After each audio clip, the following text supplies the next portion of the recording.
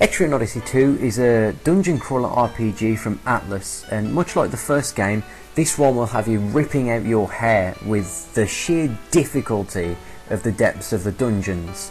Now, the storyline capacity for Etrian Odyssey II is quite simple. Again, a labyrinth has opened, and this labyrinth will potentially lead our hero to great riches, fame and fortune. Not much is new here in terms of the storyline, but of course a dungeon crawler RPG isn't necessarily about the storyline, but it will have you enjoying the storyline nonetheless. Now, when you start a new game, you create your character's name and you head into the Explorers Guild, where you'll be greeted by a guard.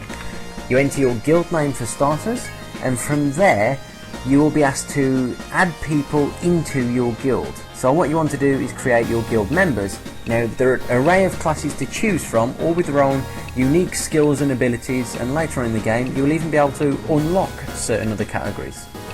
So for now, let's just go with a survivalist. And as you can see, there are 4 characters to choose from, 2 males and 2 females. It's up to you which one you want to choose, but let's just choose this one for now.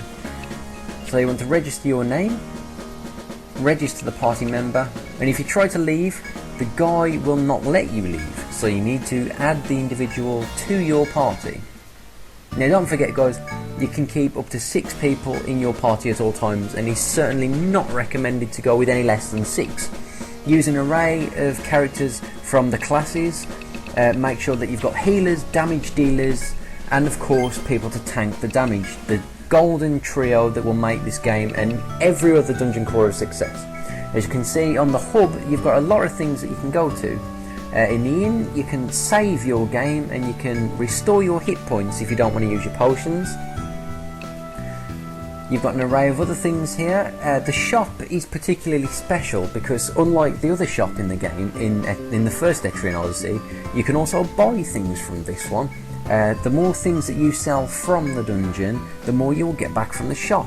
Now, many gamers may argue that this takes away the hardcore element of a dungeon crawler RPG, but believe me guys, the severity of this dungeon is absolutely insane. You will be relying on this shop a lot, so be sure to come back, sell your things and buy the new materials from it as and when you possibly can, and you will need it a lot. There are a lot of other things that you can go to. You've got the bar for main missions, and if you head into the dungeon straight away, you'll be stopped by a guard who will tell you to go and visit the Duke's Palace first. The Duke's Palace is where you go for the main storyline, whereas the bar is for the side missions and side quests. Again, both are thoroughly recommended in following because they are very rewarding in terms of gold, extra equipment and items, and of course, if you guys are interested in unlocking the secret classes, you're going to want to do everything. You're going to want to see everything. There is a lot of depth to this game in terms of storyline and side missions and character development, particularly with the NPCs. So you definitely want to enjoy this as much as possible. Then see the bar regularly, go to the bar regularly and revisit the Duke's Palace. You will not regret it. Now, one of the main features in Etrian Odyssey is the ability to chart your maps. You have to chart your own map using the stylus.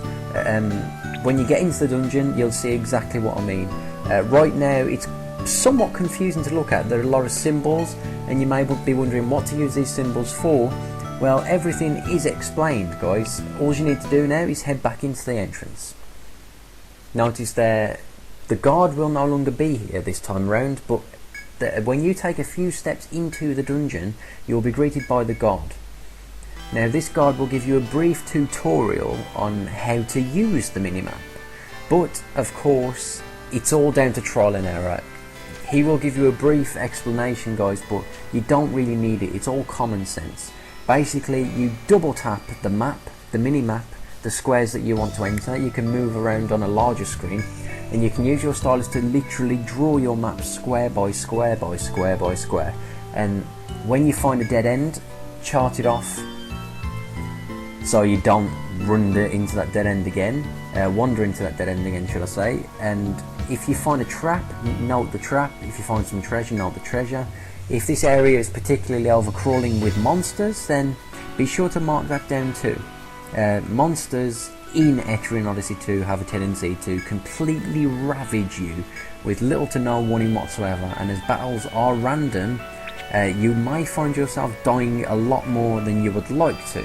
So be sure to take care to prepare your party before every entrance into the labyrinth. Healing items are a must, guys. Take care to upgrade your skills and make sure your characters are awesome going into the labyrinth. That's it for now, guys. Etrian Odyssey 2 is a flawless game. I've got about 100 hours of gameplay out of it so far, and I'm not even halfway through. That's because there's so much to do with the side missions and the main storyline, and of course the fact that you're going to die a heck of a lot. My count is well over 100 hours, and I'd say I've got a hell of a lot of game left to play. This is a must for the hardcore gamers, the fans of wizardry and whatnot, and I think every dungeon crawler RPG fan will love this game.